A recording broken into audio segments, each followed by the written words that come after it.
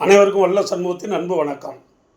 வள்ளுவர் ஒழுக்கமுடைமை என்ற அதிகாரத்தை உயிர் நாடியான அதிகாரமாக வைத்து பாடி வருகிறார். ரொம்பவும் நுட்பமான கருத்துக்கள் கொண்டது இந்த ஒழுக்கமுடைமை என்ற அதிகாரம்.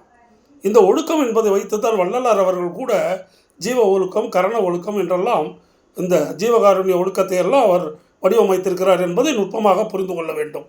வள்ளுவர் கூறுகிறார், ஒழுக்கம் உடையவருக்கு ஒல்லாவே, தீய வழிக்கையும் வாயாற் சொல்லல். ஒழுக்கம் உடையவருக்கு ஒல்லாவே, அவர்களால் தீய வழிக்கு வாயால் சொல்லல். மறந்து கூட தீய சொற்களை அவர்கள் சொல்ல மாட்டார்கள். மனம், மொழி, மெய் என்று சொல்கிறோம் அல்லவா? மொழியால் கூட இந்த ஒழுக்கத்தை கடைபிடிப்பவர்கள் யார்? அவர்கள் ஒழுக்கம் உடையவர்கள், சான்றோர், பெரியவர், அறநூல்களை கற்றவர்கள். அவர்கள் என்ன செய்வார்களாம்? மறந்து கூட தீய சொற்களை, ஒழுக்க குறைவான சொற்களை சொல்ல மாட்டார்கள். அப்போ ஒழுக்க குறைவான சொற்கள் என்றால் என்ன என்று பார்க்க வேண்டும்.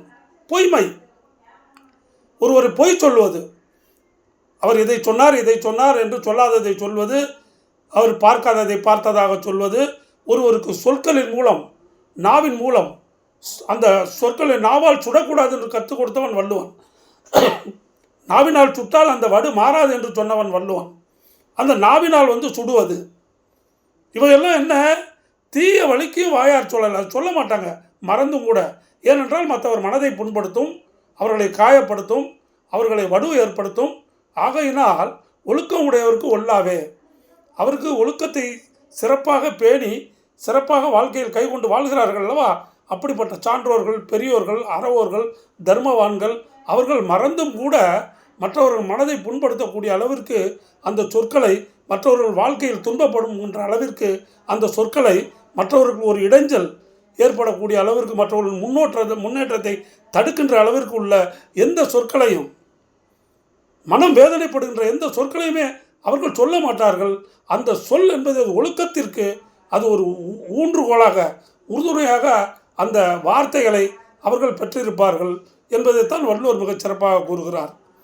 மனமொழி மெய் மூன்றாலும் ஒழுக்கத்தை கடைபிடிக்கும் பொழுது இந்த மொழி என்று வருகிறது. அந்த வார்த்தையினால் கூட யாரையும் ஒழுக்கக்கேடாக நடத்துவது கிடையாது. இது சான்றோர்களுடைய மிக உயர்ந்த பண்பு. வள்ளுவர் மிக நுட்பமாக அதை நமக்கு கற்றுக் கொடுத்து வருகிறார்.